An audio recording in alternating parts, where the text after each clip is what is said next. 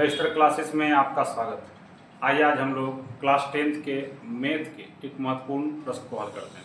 यह प्रश्न है प्रश्नावली 5.2 से। प्रश्नावली 5.2 का 15 नंबर सवाल।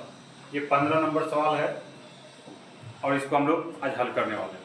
और यह सवाल एग्जाम की दृष्टि से बहुत अधिक महत्वपूर्ण है।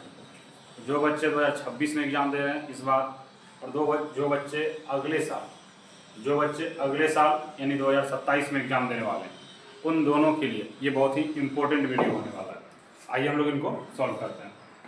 यह सवाल है कि n के किस मान के लिए, ठीक है, n के किस मान के लिए। यहाँ पे ये पहले से क्लियर किया हुआ कि n का मान निकालना है। n का कोई एक मान होगा उसको ज्ञात करना है।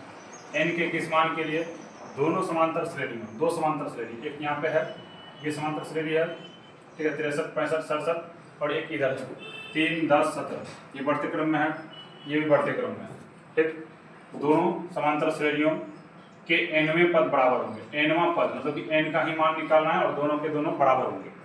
यानी हम यहाँ कह सकते हैं, यहाँ 63 है, एक AP, इनका दूसरा पद 65 है, इनका तीसरा पद 67 है, और ये बढ़ते जाएगा। और दूसरा AP है 3, फिर कितना है 10, 3, 10, 17, और ये बढ़ते क्रम में। अब यहाँ हम लोग को बताना है कि ये यहाँ पर बढ़ रहा है 2 करके, फिर 2 करके प्लस हो रहा है, धीरे धीरे बढ़ रहा है। ये शुरू हुआ है अधिक संख्या से और इनका बढ़ने का रफ्तार धीरे धीरे, और ये शुरू हुआ है छोटे संख्या से, ठीक है 3, लेकिन बढ़ने का रफ्तार ज़्यादा है। यहाँ पे 7, फिर यहाँ पे 7, फिर यहाँ पे 7 स्टेप बढ़ रहा है। ये अधिक संख्याओं से शुरू होकर धीरे धीरे बढ़ रहा है, और ये कम संख्या से शुरू होकर ज़्यादा करके बढ़ रहा है। तो ऐसा कोई ना कोई यहाँ पे मान होगा जहाँ पे दोनों का, ठीक है, दोनों का ऐसा कोई पद जिसमें दोनों का मान एक जैसा होना चाहिए। तो वह मान बताना है कि कितने नंबर पे, ये पहला पद, ये दूसरा पद, ये तीसरा पद, चौथा, पांचवा, तो इनका भी उसी टाइप का पद होगा, ठीक है, और इनका भी सेम उसी तरह का पद होगा। तो दोनों पद कितने नंबर पे जाके बराबर हो जाते हैं, दोनों AP का, ठीक है, कितना नंबर का पद बराबर हो जाता है, यह हम लोग को बताना है, यानी कि n का मान बताना पड़ेगा। तो यहाँ 2 AP है, तो इसको हम लोग मान लेंगे AP1, इसको A1, A2, A3 से सूचित करेंगे, और ये हो जाएगा AP2, AP सेकेंड। इस AP में से, इस समांतर श्रेणी में से कुछ अलग हम लोग मानेंगे।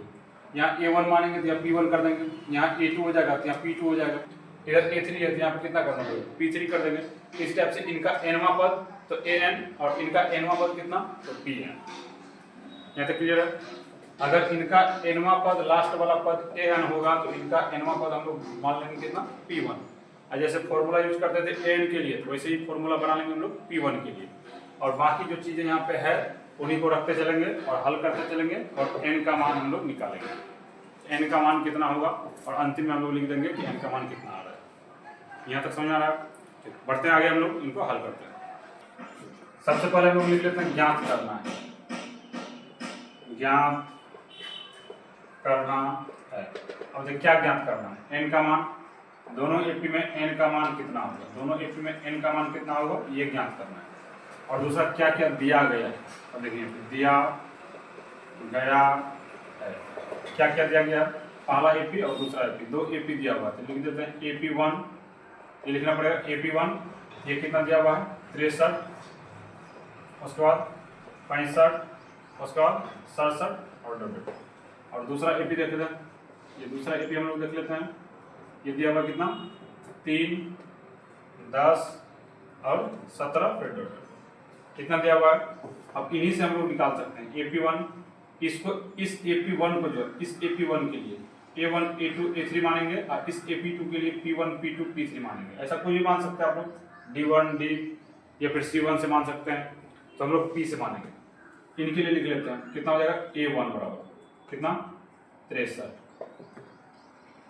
और A2 बराबर कितना हो जाएगा 65, फिर A3 बराबर कितना हो जाएगा 67, और इनके लिए मान लेते हैं P, इनको सूचित करते हैं P से, तो P1 बराबर कितना 3, और फिर P2 बराबर कितना 10, फिर निकालते हैं P3 बराबर कितना 17।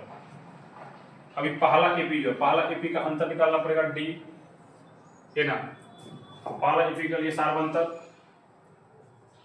AP1 का सार्वंतर, सार्वंतर कितना हो जाएगा तो इसमें माइनस करना पड़ेगा A2 माइनस A1।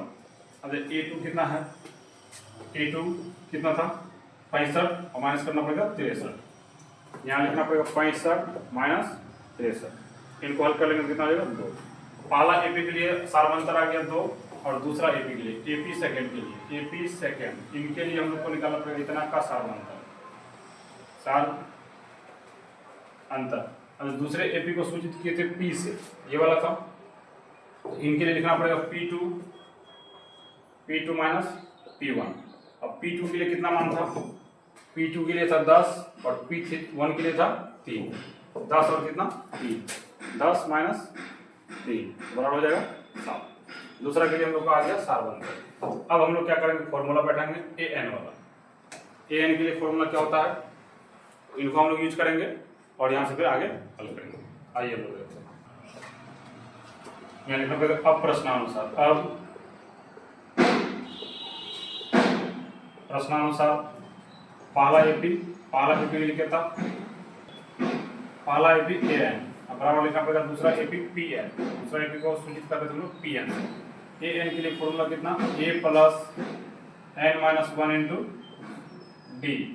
अब बराबर इनके लिए भी क्या करना पड़ेगा P plus N minus 1 into D। अब ये D हो गया, ये वाला जो D निकालेंगे AN के लिए, और यहाँ वाला जो सार्वंतर होगा PN के लिए, यानी दूसरा वाला एपी के लिए। तो इनका मान हम लोग निकालते हैं यहाँ से कितना 63 प्लस N माइनस 1 इंटू कितना हो जाएगा N माइनस 1 इंटू D, और D इनका कितना था 2 पहले एपी में, ठीक है। और यहाँ दूसरा वाला देखते हैं, दूसरा वाला एपी में कितना था ये 3 प्लस N माइनस 1 इंटू दूसरा में D का मान कितना था 7, इतना था। अब इनको हम लोग हल करेंगे, इनको लिखते हैं 63 प्लस 2N माइनस कितना 2 बराबर, यहाँ हल करते हैं कितना हो जाएगा 3 प्लस 7N माइनस कितना 7। अब ये संख्या को संख्या के साथ घटाते हैं, कितना हो जाएगा 61 प्लस 2N, और यहाँ संख्या को संख्या के साथ घटाएंगे तो ये माइनस में होगा, तो लिखना पड़ेगा 7N माइनस कितना 4। अब देखिए यहाँ पर भी N है, यहाँ पर भी N है, ये माइनस में है, इसको उठा के ला लेते इधर, और ये वो प्लस में है, इसको भेज देते माइनस। यहाँ हो जाएगा 61 और ये हो जाएगा प्लस 4 बराबर 7N माइनस ये हो जाएगा 2N, इतना। इनको यदि हल करेंगे कितना हो जाएगा 65 बराबर, और यहाँ हल कर देंगे कितना हो जाएगा माइनस करने के बाद 5N, और इस 5 को और N को ये गुना में है, भेज देंगे इधर बटे में, यानी 65 बटे कितना 5 बराबर N। इनको हल कर देंगे कितना 13 × 5 65, 13 बार में, तो N का मान कितना आ जाएगा 13। इनको अच्छे तरीके से लिख लीजिए आप लोग, N का मान कितना आ जाएगा 13। तो हम लोग को बताना क्या था N का मान, यानी ज्ञात क्या करना था N का मान कितना होगा। N का मान आ गया 13, यानी हम लोग बोल सकते हैं पहले एपी में जो पहला एपी था उसमें अगर हम लोग 13वां पद लेंगे और दूसरे एपी में भी 13वां पद लेंगे तो दोनों का दोनों मान क्या होगा एक जैसा होगा, यानी बराबर हो जाएगा। यहाँ तक क्लियर है। तो लास्ट में आप लोग लिखिए अतः दोनों एपी के 13वें पद आपस में बराबर होंगे, दोनों एपी के 13वें पद आपस में बराबर हो जाएंगे। हम उम्मीद करते हैं यह वीडियो आप लोग अच्छे तरीके से समझे होंगे, और यह वीडियो यदि अच्छा लगे तो लाइक और शेयर जरूर कीजिए, और हाँ चैनल पे यदि नए हैं तो चैनल को सब्सक्राइब करना बिल्कुल भी ना भूलिए।